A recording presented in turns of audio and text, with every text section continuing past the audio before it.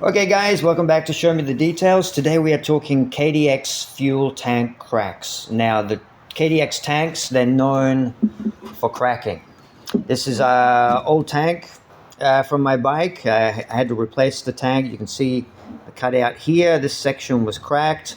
If you look at the top that I've cut off, I've tried to repair it, but that was in my early days when I didn't know that much. It's cracked around here. So I want to talk about why fuel tanks crack, because people will just say, well, it's obvious, they get old and they get brittle and that's why they crack. And that is somewhat true, but it's not completely true. And like anything, that's a general statement. Here we're talking about details. So we want to talk about why these crack and how we can stop it, how we can prevent it.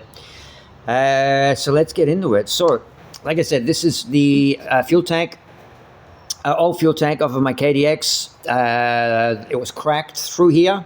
The previous owner tried to repair it. I tried to repair it, and I followed advice on the internet. Again, it was wrong. It's always fucking wrong. Very frustrating. If I hadn't have followed advice, I could have repaired this properly. But instead, I used the wrong kind of plastic, and we'll talk about plastics. And then that crack spread even further. So I decided to cut it open, take a look inside. I also have an XR 250 fuel tank here.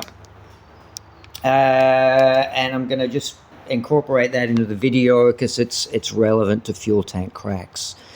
So let me just gather my thoughts. Where was I? Right, so there's two kinds of cracks. There is the cracks that we mentioned about the tank being old and brittle. That is one reason.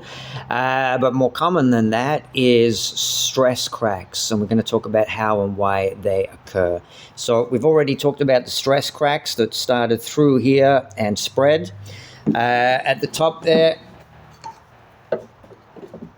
it also had stress cracks all the way through here. And if we look at this XR fuel tank, you can see there is a stress crack right there. And we're going to talk about why these occur. So, simple answer is they occur because there's a rubber mount here, and that rubber mount wears out and it sends vibrations all through the tank. Those vibrations are worse when the jetting is worse. Two-strokes are known for vibrating anyway. They don't have counterbalance shafts like the four-strokes do. I know new KTMs do, but we're not referring to them at the moment. So just to give you an example, let's go over my KDX. This has got a replacement tank on it. Let me just lower this.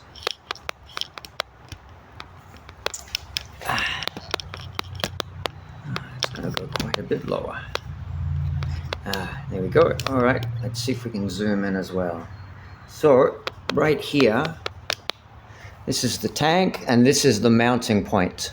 Now can you see that? It is loose as can be, and it's loose in two areas. So if we pull this out, this is the, I don't even know what you would call this. There's this washer spacer. That fits into the rubber grommet, and look at that rubber grommet move up and down. So you've got a rubber grommet moving up and down in the mount, then the hole in the middle, which this goes into, is also worn. So you have a double action loose fit, and then this tank vibrates. And of course, it's going to crack where it has the greatest vibration, which is around this point.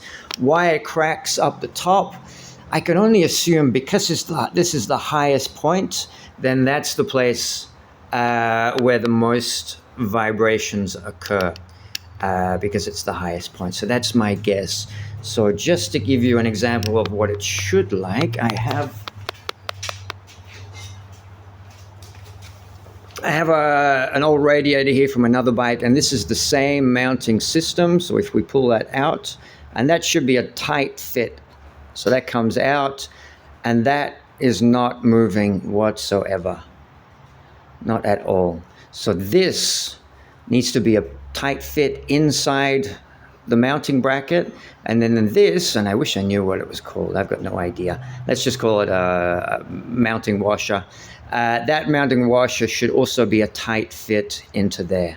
If it's not, you're gonna eventually have cracks, and that's stress cracks. So if you go back to the XR fuel tank, we can see the stress crack right through here. And as you can see, it's occurred on the transition. The transitions are always the weakest points. What would have happened is you've got the two mounting points here, which would have had two rubbers. The rubbers would have wore out, hence the vibrations would have caused that crack. Not only that, it's probably occurred on this side, I'm only guessing, because this is the side that the exhaust runs on. So you have a rubber here. That rubber may have gone hard and brittle. The more hard and brittle it is, the more likely it is to wear out. And then, of course, you get the crack on the exhaust side. So that's the simple answer of why fuel tanks crack when they're not related to being old and brittle. So you've got the mounting point here, which is tap to restore what's going on. I think we're back. I'm not sure what happened to the screen. We've got the mounting point here. We've got the other mounting point on the other side. And then if you look, we've got two mounting points here as they are on the other side. Just inside there is another mounting point. And you can see that mounting point is not quite touching. There's a flaw there somewhere that should be touching to absorb those vibrations. And then under the seat, there is another mounting point. These are prone to going hard. If they are hard, they should be replaced, or you can put them in a rubber softening solution. But this one here's the big one. This one always flogs out. So let's the other flaw in the KDX design, and the KDX is such a flawed design. I know we all have brand loyalty, but here's an example. So I cut the top off. Look at the thickness difference between the Honda XR250 and the Kawasaki KDX.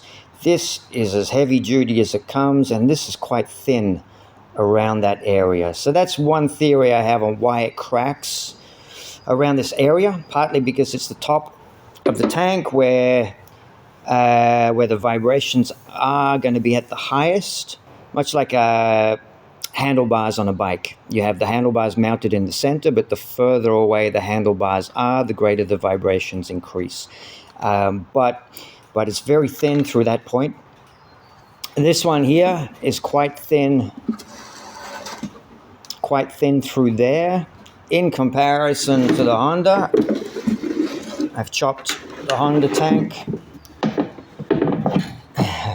I've chopped through here. So the Honda tank is slightly thicker through here. Not a great deal thicker, but slightly thicker. It's a bigger, heavier tank. Obviously, Kawasaki were trying to create a lightweight tank for a lightweight bike, but they didn't account for long-term vibrations. But if that was in good condition, that mounting rubber was in good condition, it may never have occurred. So I won't go too much into the welding of plastics because I'm not a welder. I am a welder, but I'm not a very competent plastic welder. I'm still trying to improve. So I had this crazy idea of cutting a piece of plastic out of the XR tank, and I'm going to try and weld that in.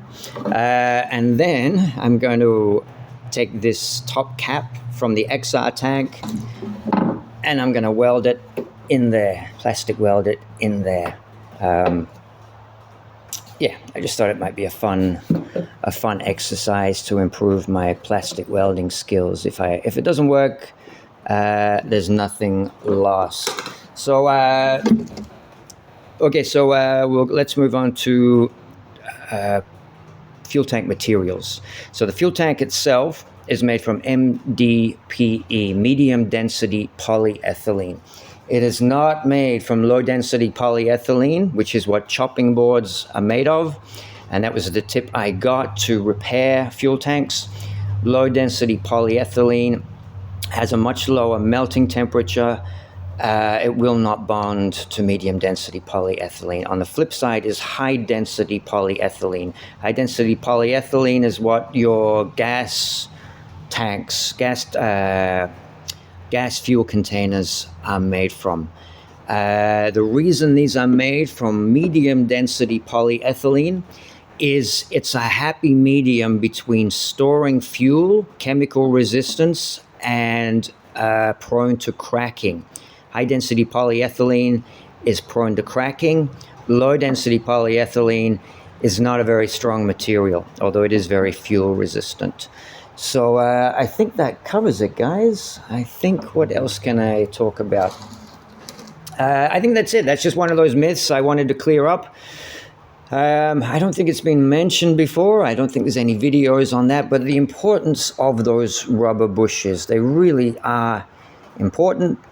And it's also great to keep those in good condition because it adds to the riding experience. When you have a bike that has less vibrations, it just feels nicer. So that's it, guys. Short video. There's not too much to talk about. Fuel tank cracks, that's why they occur.